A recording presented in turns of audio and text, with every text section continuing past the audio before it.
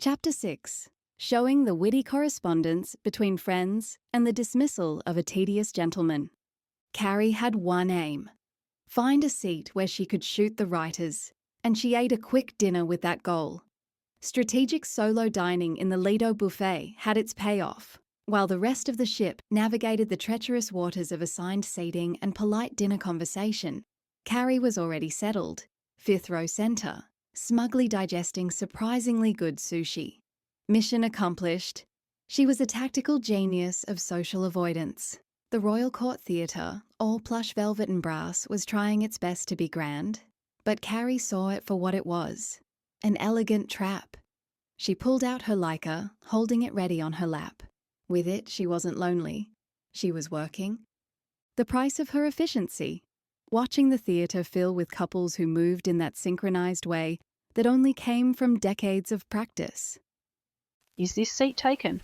A woman in her 70s, dripping in pearls that probably cost more than Carrie's car, gestured at the empty seat beside her. "All yours," Carrie said, shifting her camera bag. The woman settled in with a rustle of silk. First time on the Lizzie? The Lizzie.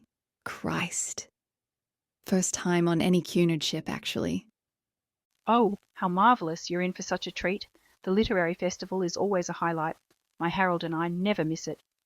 She patted the arm of the man beside her, who appeared to be asleep already. I'm Eleanor. Carrie. Here for anyone special. I've got some of Maeve Penhaligon's Jess and Tess books to be signed. I love her characters. Easily the best detective partnership in fiction. I wonder if they'll ever get together. I'm hoping to hear Alexander McCall Smith talk about his Botswana series. The #1 ladies' detective agency, you know? Eleanor's face lit up.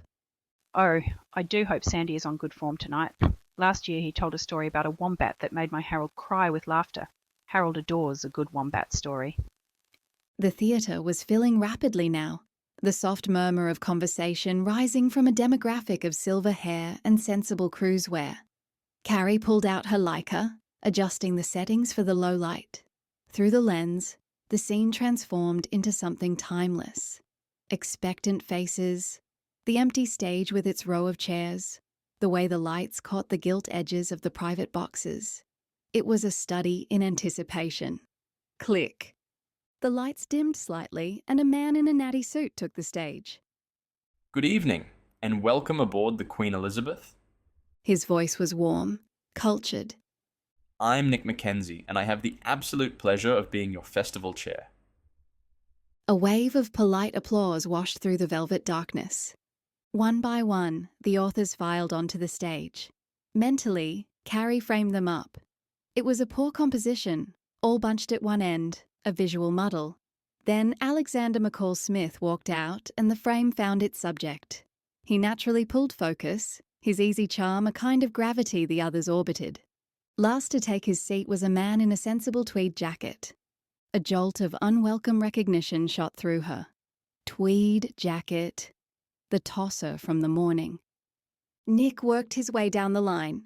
Maeve Penhaligon charmed them with a story about nearly missing the ship. Dave Atkins, a crime writer, got a huge laugh with a comment about the bar being disappointingly well stocked.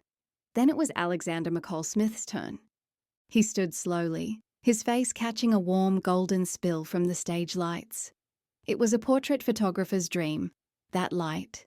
It seemed to emanate from the man himself. "Well," he began, his Scottish lilt giving every sentence a gentle, rising cadence, as if each observation was both a wise statement and a wry question.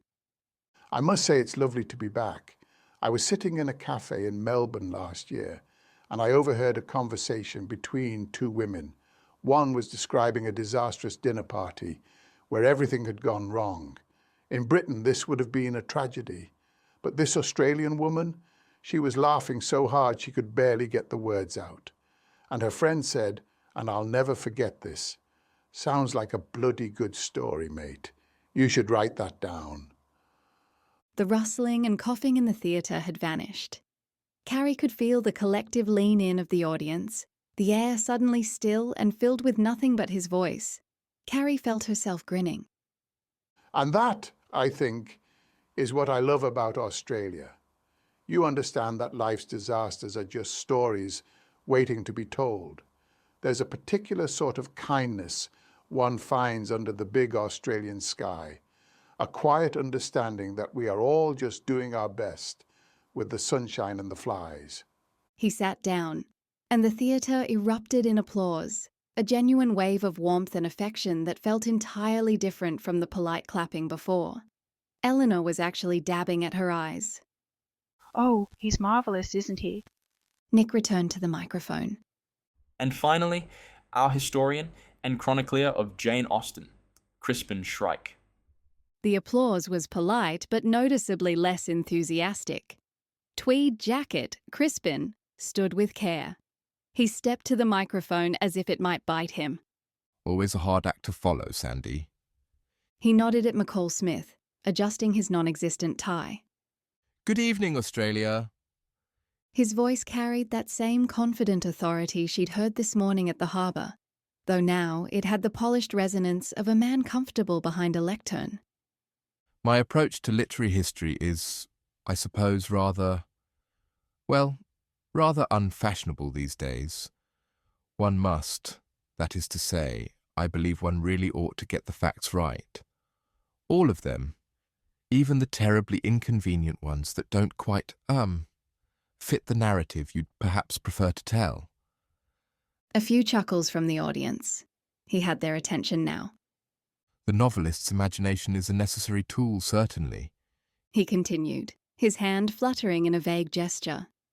But it must be kept on a very short leash, lest it gallop off and, oh dear, this metaphor's running away from me, trample the established timeline underfoot.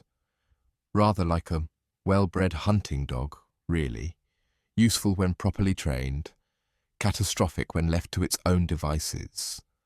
His eyes found a few faces in the crowd, that hint of self-deprecating humour flickering through as he offered a nervous half-smile. This week, I'll be discussing the importance of primary sources, the mortal danger of anachronism. Sounds rather dramatic, doesn't it? And the responsibility we have to the historical record.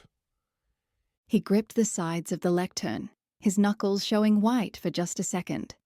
A flash of tension Carrie found oddly unprofessional.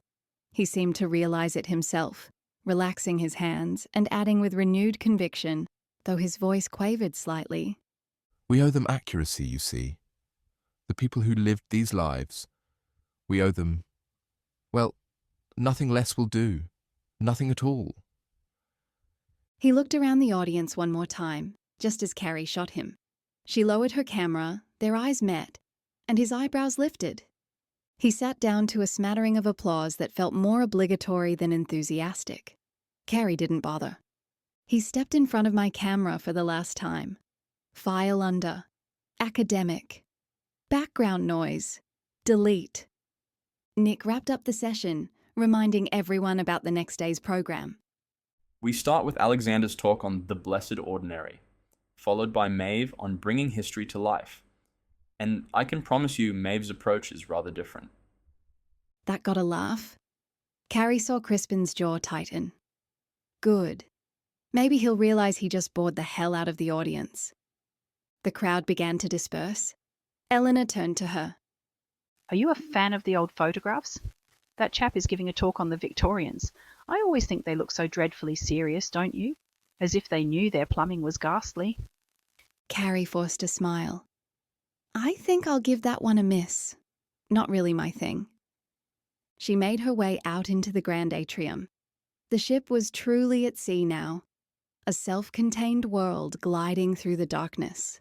She pulled out her phone, connecting to the ship's extortionate Wi-Fi. Lucy.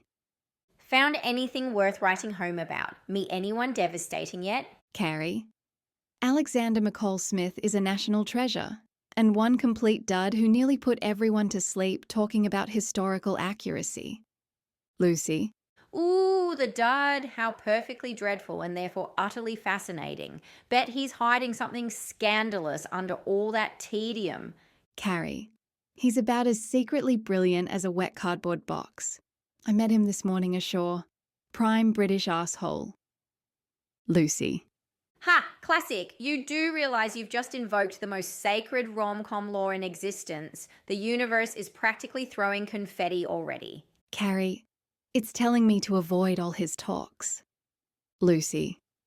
God, you're dense sometimes. It's practically screaming that he's your surprise soulmate. Harsh dismissal is just another word for foreplay in the cosmic scheme. Carrie.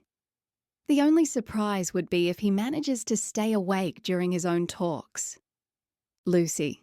Your bitchiness is absolutely glorious. Right, these damn ribs are killing me. I'm making it to Hobart even if I have to paddle an ambulance to get there. Save me the good champagne, not that ship swill. And for the love of God, find me something juicy enough to steal for my next book.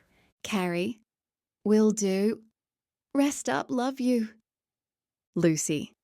Love you too, you hopeless case. Now go find the bar and make some gloriously bad decisions I can enjoy from my hospital bed. She felt the corner of her own mouth twitch into a smile. She pocketed her phone, the buzz of the crowd in the atrium fading as she focused on Lucy's words. Find me something juicy. She stood a little taller. The ship rolled gently beneath her feet, a subtle reminder that she was unmoored, between worlds, and utterly free. The night was full of juicy stories waiting to be found. And none of them, she was quite certain, involved a boring historian in a tweed jacket.